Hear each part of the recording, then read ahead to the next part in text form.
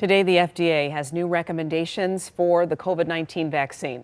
An independent advisory committee recommending replacing the original COVID vaccine from Pfizer and Moderna with the new bivalent Omicron shots.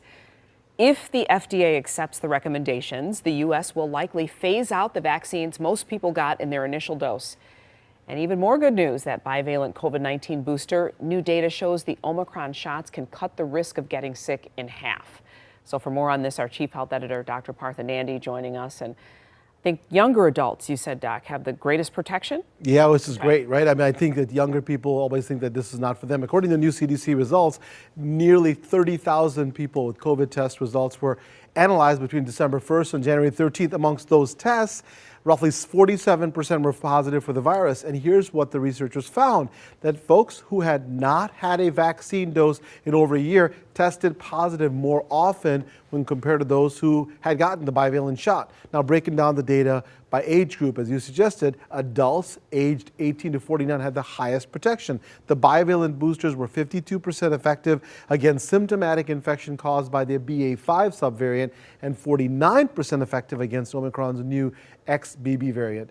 Now, for people who are aged 50 to 64, the bivalent boosters were also effective, 43% effective against symptomatic infection caused by the BA.5 subvariant and 40% effective against the new XBB subvariant.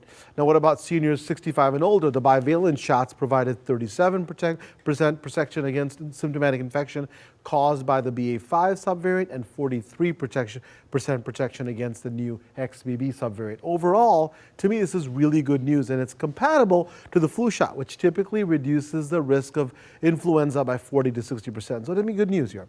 So it doesn't matter if a person got a Pfizer or Moderna booster? Yeah, we used to fight about this kind of stuff, right? It does not matter. The effectiveness, Glenda, was found in the CDC study in both the Pfizer and Moderna's bivalent boosters. As for how long protection lasts, on the plus side, there hasn't been much evidence of the bivalent shot decreasing after 2 to 3 months. On the flip side, it's really kind of early to know about this. And we did see protection against symptomatic infection decrease over time in the previous vaccines. But here's the thing, I don't want folks to get hung up on the vaccines preventing infection, because the main thing to me is that we want vaccines to keep people from becoming severely sick, getting hospitalized and dying. And the great news is that the protection against severe illness lasted longer in the monovalent shots, and we expect the same for these new bivalent shots. Bottom line is that the updated vaccines are protecting people against the latest COVID-19 variants based on this new data. Unfortunately, and here's the bad part, only 15%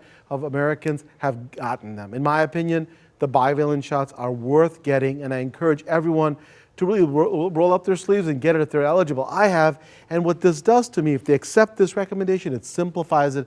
People are not confused about when to get it, what to get, and there's now proof showing it actually works to keep you out of the hospital. And that's what we need. Wow. All right, Doc, we appreciate the update. Thank you very much. My pleasure. And be sure to tune in Monday for the Dr. Nandi Show. He'll be joined by special guest Dr. Rick Hansen about fear and how it can be a challenging obstacle both emotionally and physically. That's early Monday morning at 1:30 a.m.